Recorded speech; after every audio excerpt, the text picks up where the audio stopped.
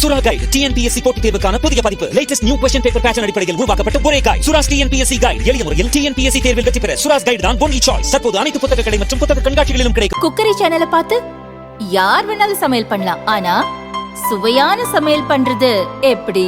நான் இதயம் நல்லெண்ணெயில சமையல் பண்றேன். ஆஹா ஓஹோன்னு பாராட்டுறாங்க.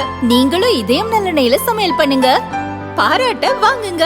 தினம் தோறும் வாங்குவே இதயம் இதயம்.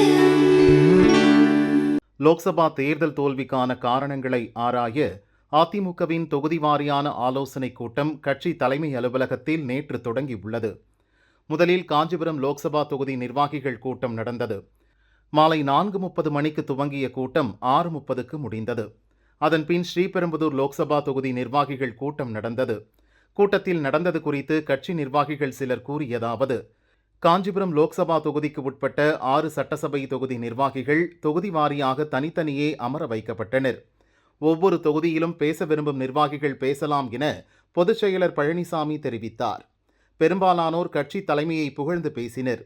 சிலர் மட்டும் தற்போதைய கட்சி நிர்வாகிகள் பழைய நிர்வாகிகளை மதிப்பதில்லை, இதனால் அவர்கள் கட்சி பணியிலிருந்து ஒதுங்கியிருப்பதாக கூறினர். சிலர் கூட்டணி பலமாக அமையவில்லை, திமுக தரப்பில் மகளிருக்கு 1000 ரூபாய் வழங்கியதை மையப்படுத்தி பிரச்சாரம் செய்ததாக சுட்டிக்காட்டினர்.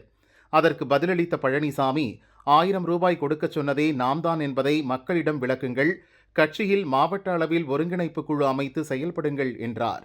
ஒரு சிலர் முன்னாள் அமைச்சர் வளர்மதி மீது புகார் தெரிவிக்க தனிப்பட்ட முறையில் புகார் தெரிவிக்க வேண்டாம் என கூறப்பட்டது.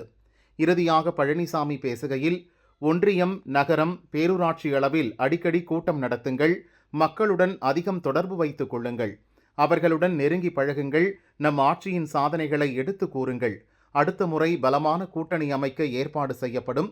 காஞ்சிபுரம் தொகுதியில் பெரிய அளவில் நம் ஓட்டு சதவீதம் குறையவில்லை, இப்போது இருந்தே தேர்தல் பணிகளை துவக்கினால் சட்டசபை தேர்தலில் வெற்றி பெறலாம்.